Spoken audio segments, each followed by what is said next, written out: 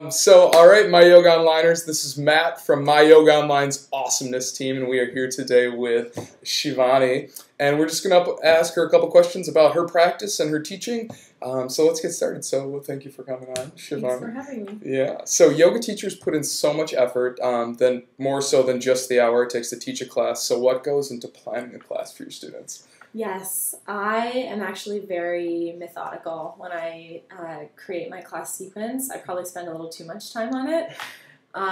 What I do is sometimes I'll look at like a bigger theme like Yoga Sutras or something like that, or the chakras, and so I'll have a theme that's sort of flowing throughout a number of weeks, and I'll do one theme a week, and then that theme will inform how I want to move into the asana practice. And sometimes I'll just work on a theme that day. I feel like doing heart openers, and so I'll do heart openers or something like that.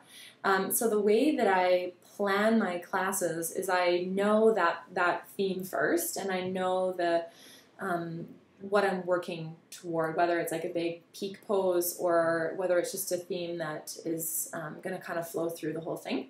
And then I'll look at what parts of the body do I want to focus on, what do I want to open up. So I'll take those kind of component parts, and I'll bring that theme, I'll sort of reflect that theme throughout the class to almost like reflecting the peak pose throughout the whole practice, so that the body is sort of prepped and warmed up to build up into that. Yeah, and then in some way to sort of enter into the pose and kind of ease your way into it, and then the sort of like meat and potatoes of the practice. Yes, like the sort of like middle part. I'm vegetarian. Yeah. And then sort of like winding, or like building up to that apex, and then kind of like winding down from there. So right on. That's fantastic. I love that. Cool. The meat and potatoes. I love that. Cool. So number 2. So where do you pull your inspiration from? That's kind of a loaded question, but what tips can you share in regards to instructors finding some sequencing from inspiration that they can play? Well, I would say that the main source of my inspiration comes from my teacher. Her name is Manorama, and she's the founder and director of Sanskrit Studies in New York, and also Luminous Shabda is sort of the name of the practice that we engage in. She is my absolute source of inspiration, and she doesn't teach asana. And so my sort of play as a teacher is to sit with the teachings that I get from her and reflect on how I relate to them and how they show up in my life, and how they inspire my own practice, and then somehow kind of weave the inspiration around those teachings into what I offer my students. And so that's a main source of inspiration, is just something that I'll be sitting with that she'll have spoken about that will then maybe inspire a pose or something like that, and then that will just open up and become a whole class sequence. That's so cool. I love that. And I already spoke a little bit about how sequencing comes about, basically just taking those parts of the body that I want to work on or open up and reflect that theme throughout the whole practice. Cool. Okay, wonderful. Well, then number 3, how has your teaching style changed over time? Okay.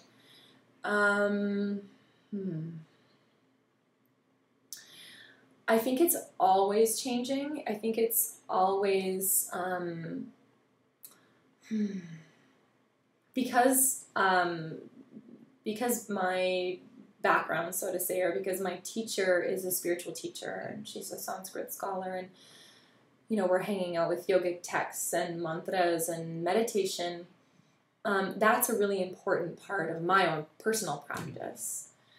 And so it's always a sort of a play of how much do I bring that into my asana class?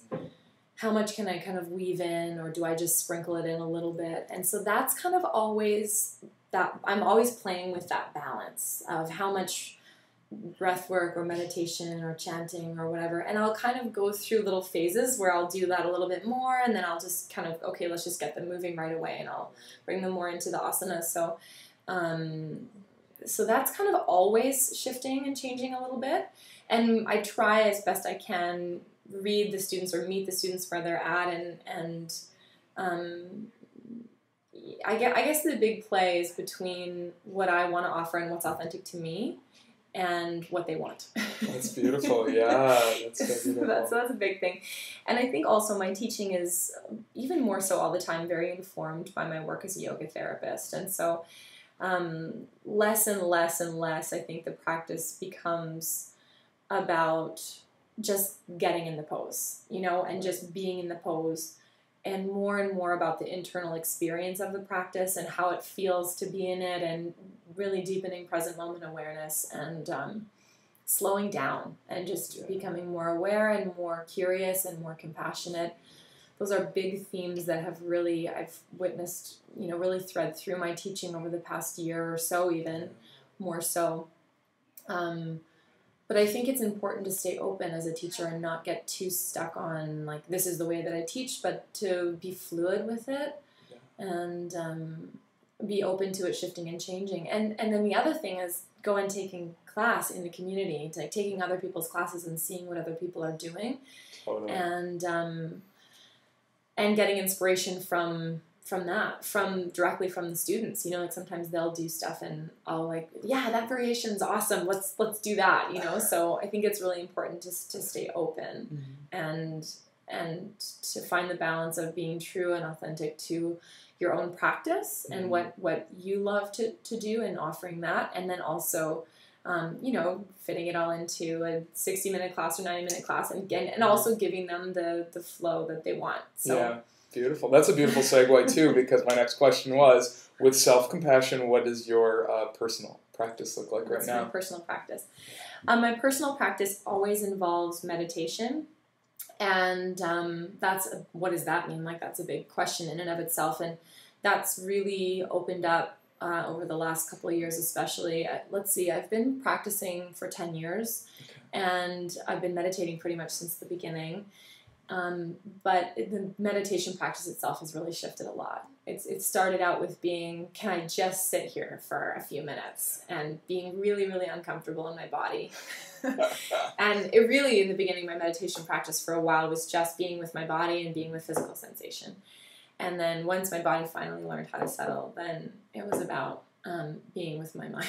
That's beautiful. For the next 8 years or so. Still very much with my mind, but now I feel like through the support of my teacher and my own practice, I'm going deeper. And so now meditation is feeling really nourishing, and it feels really important. It's kind of like my medicine, you know, like it really keeps me grounded and keeps me sane in my busy life, and keeps me centered. So that connection with self feels essential. And so that's a big part of my practice. Chanting is huge for me. Yeah.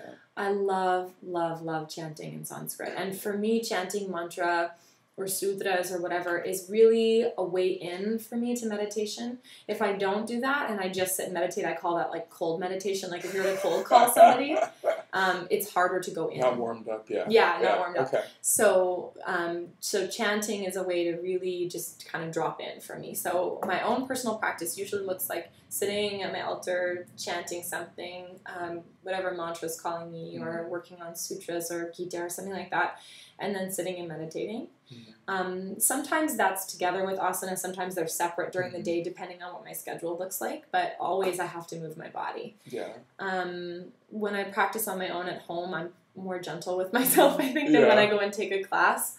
I like to really ease into it and go slow, and definitely flowing on the breath and connecting with the breath feels really important, but I'm not always doing a hardcore power practice. Right. I will do inversions and stuff like that, and sometimes I'll work on some things, but it's just about listening to what my body needs. Perfect. Yeah. Perfect. And then I go and try to take class with other people too, and get a push. And there you go. I'm so with you on that. Wonderful. Awesome. Well, thank you so much, Shivani. Thank you. And that was Shivani, and have an incredible day, guys. Thank you so much. Peace.